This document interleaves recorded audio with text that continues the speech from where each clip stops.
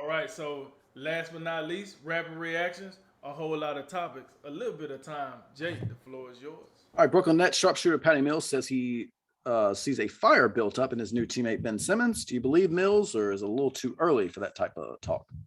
I do believe it's a fire in Ben Simmons. I don't know how I really feel about Patty Mills being the messenger, but I mean whatever. But I do believe it's a fire. You think about the last time we seen Ben Simmons play, that the disappointment in the playoffs. He's been waiting all off season for a trade. Finally got traded to Brooklyn. He see what he's gonna be playing in, and I do think Brooklyn kind of fits what he want to play in more in a free flowing type of offense. So I do believe the fire will get built back in one Ben Simmons.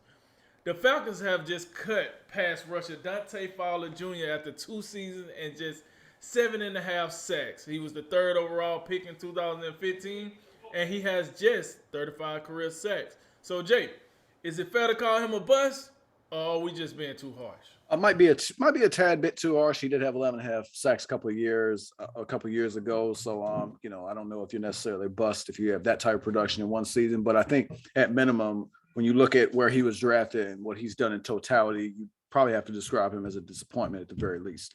After becoming the first Group of Five team to make college football playoffs, Cincinnati has locked up football coach Luke Fickell until 2028 at $5 million per year. Are you surprised Fickell appears to be sticking with the Bearcats long term? I'm not. I'm not. With the Bearcats going over to the Big 12 conference. Now you're in the Power Five conference. I mean, and if it was a conference for you to jump into and probably have success overnight, it'd probably be the Big 12.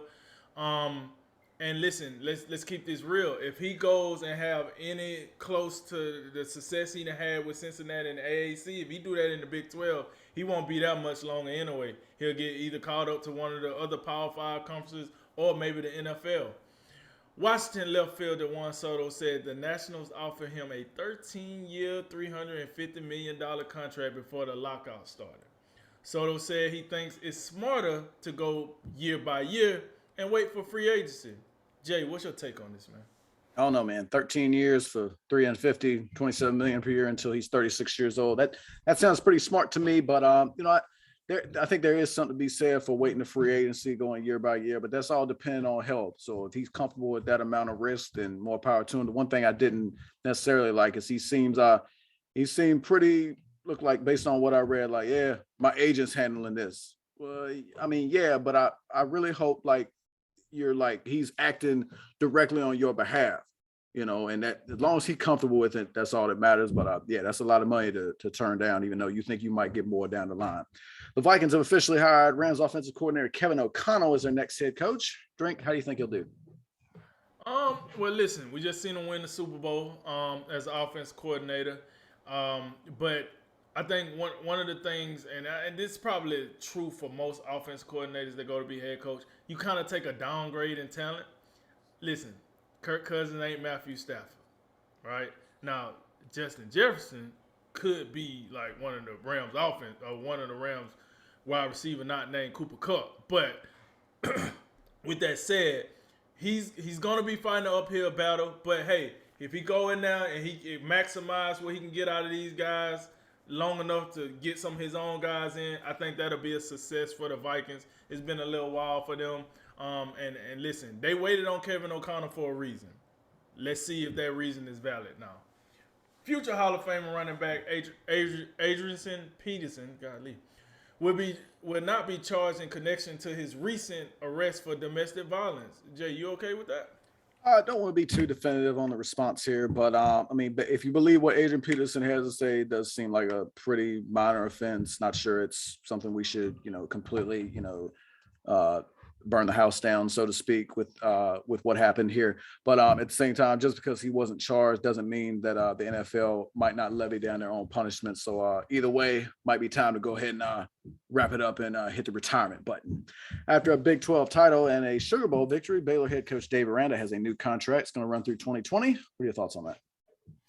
Hey, my thoughts is it's one team out there that's really kicking themselves in the backside for letting him roll out, and that's the LSU Tigers. I think if the LSU would have just got rid of Ed Orgeron a year earlier and hired Dave Aranda, he would be a LSU Tiger, and my school is grateful that he went to the Big 12. Good coach, fantastic coach. You seen how he turned this franchise around after taking it, the years that Matt Rule was there, and then after the Matt Rule era, he came and you see what he did. He won the Big 12 title in the first year, and then won the Sugar Bowl, and finished the year in the top 5 of the rankings. So yes, well deserved. Kudos to them, and I would say much more after that that we'll see from them in the future. After 17 seasons with the Washington Nationals, Ryan Zimmerman has retired. What's your thoughts on his career? They call him Mr. National. I think they do it for a reason. 17 seasons with the same team. I mean, that always leaves you with a little heartfelt feeling. You don't see that a whole lot too much in sports these days. Likely not a Hall of Famer, but it seems like a classic guy who is a Ring of Fame type guy. With all he's done for that organization, been a big part of it for so long, and he's a champion. Won a ring a couple seasons ago. So. Yeah, best of luck to him on what's next for him. Wild story out of the Conference USA as that conference has threatened legal action against Marshall, Old Dominion, and Southern Miss because they want to leave for the Sun Belt by June 30th. The audacity. What'd you make of that story?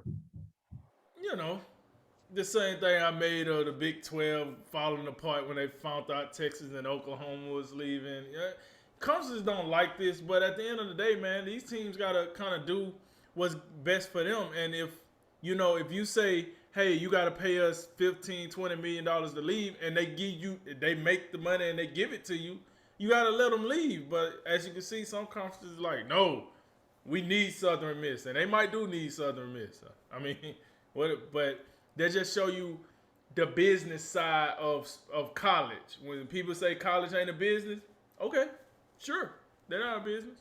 They only get suing them for the name, I guess. Last one. 76ers, Milwaukee Bucks, tomorrow night in Milwaukee. Jay, who you got? I don't think James Harden's making his debut with the Sixers until after the All-Star break. So with that in mind, Milwaukee. Hopefully not by 50 or whatever it was. Boston beat Philly the other night for it. Anyway, that concludes tonight's Drink of Wisdom, somewhat abbreviated, but as always, like, listen, share, subscribe, and thank you for joining us. I'm Jay Wise. And I'm Nathan Drinker, and remember, make tomorrow better than today, and make today better than yesterday. And you know what we gonna do. We gonna holler at you until next time, baby. Ladies and gentlemen, this is a Drink of Wisdom.